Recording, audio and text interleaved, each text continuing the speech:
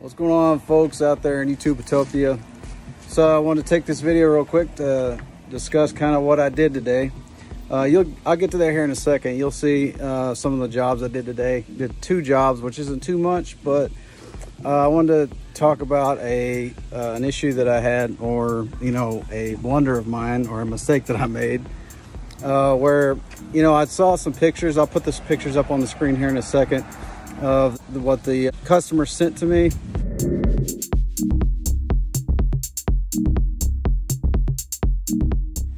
As some of us junk removers know, when we see pictures and we go sight unseen, the perspective of the pictures or whatever, you think that it's a quarter load and you get over there and it's 3/4 of a load, sometimes. But as long as you can communicate that and you're as transparent as you can with the customer, a lot of times things will work themselves out and the customer will be understanding. Sometimes they don't.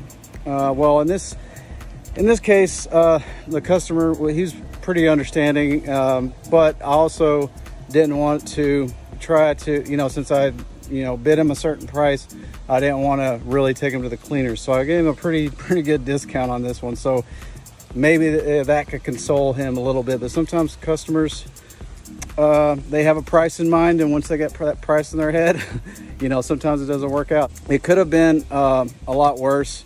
It could have been, the customer may not want to do it at all. Then I waste the time to go out there and the customer's dissatisfied because, I said a certain price and they didn't like that. But let's be honest. I mean, we've all been in that situation where, we underbid a price. We underestimate what a job's going to take. I told the guy that it would be $145 because it looked like about 1/8 of a load based off of, as in the photos you saw.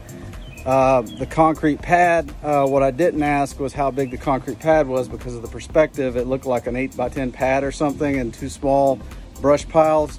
But when I got there, it was a much larger concrete pad, and brush piles were pretty sizable. And I was saying that's going to be at least half a load. Normally, this right here would be about 3/4 of a load. Right? Some people say that's full, but come on, I can fit some more stuff in there. All right, so you can see like up here and up here, I could crush some stuff in there. And you know how most of this brush, it's just a bunch of boxes on top of brush.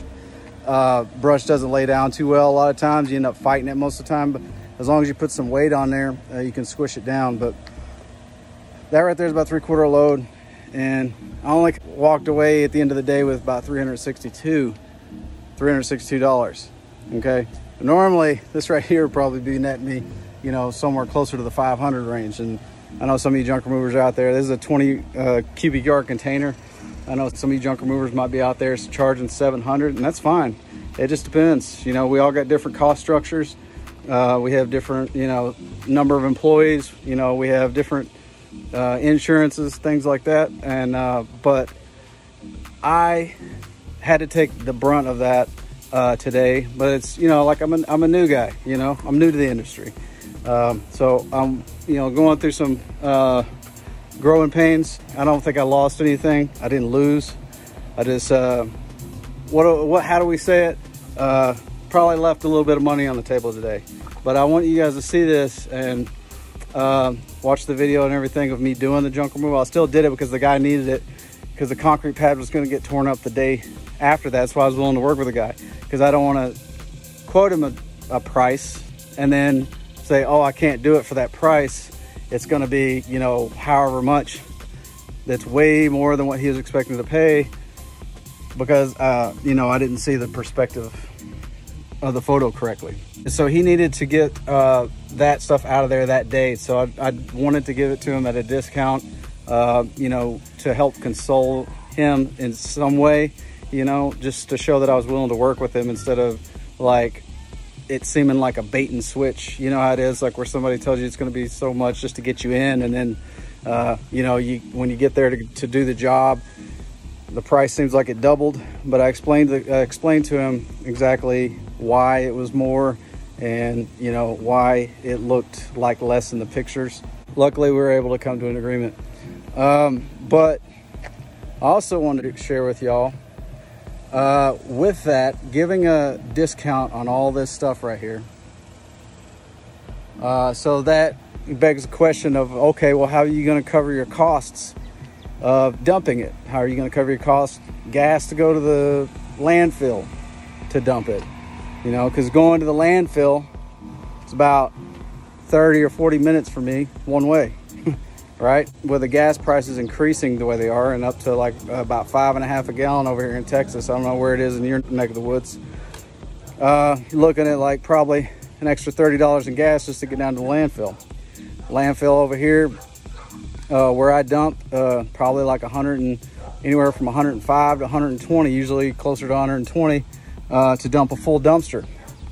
Now I don't want to take $362 worth of revenue of waste that I've collected and then go ahead and spend another 100 to dump that.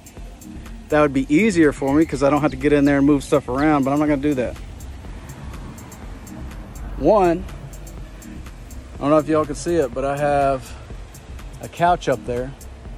Hardly any rips. Now I know it looks bad when you show it like with a bunch of other garbage in front of it, but that's why I put it up there, to keep it kind of safe from like all the other stuff getting rubbed up against all the sticks, and I laid some stuff over there to protect it. That's actually a good couch. It's good for donation. It was just an old man that his son was helping him out, helping him move out of the place. That's the reason why I met him over there, to help him get that stuff out of his house because his dad isn't able to do it. All this metal you see here, chain link fence, and there's some more metal, like a little mixed in laminate steel, was a canopy or something. All that stuff I'm going to take to the recycle. I've already got a pile I'm working on over here of recycle stuff, so that's going to go to the recycle. Got some other garbage bags. I can figure out a way to get rid of those, and then the brush I can take it out with my own without taking it to the dump. I know a place where I can take it and they can dispose of that. But it's for where I live currently. There's ways of getting around it legally. I'm not saying go illegally dump, because I am totally against that, because it gives us as junk removers a bad name when you have Joe Weekend Warrior out there. Some people that run around without insurance and trying to cut corners where they can tend to dump illegally.